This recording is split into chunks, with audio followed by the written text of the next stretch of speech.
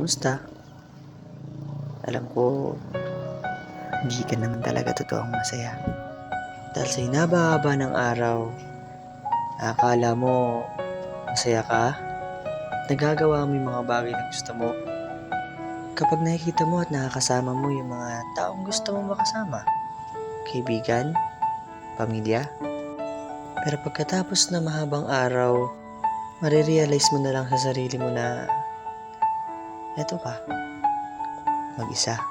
Pero sa dami ng oras mo ng pag-iisip na mag-isa ka, hindi mo naaalala na may siya na hindi ka iniwan simula pa nung una. Sa akin lang kaibigan, huwag na huwag kang mawawala ng pag-asa.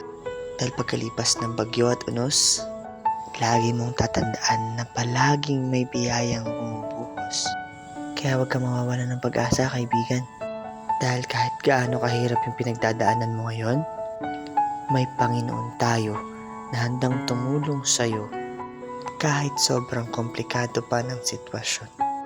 Kaya ugaliin mo lang palaging magdasal at huwag makalimot humingi ng tulong sa may kapal.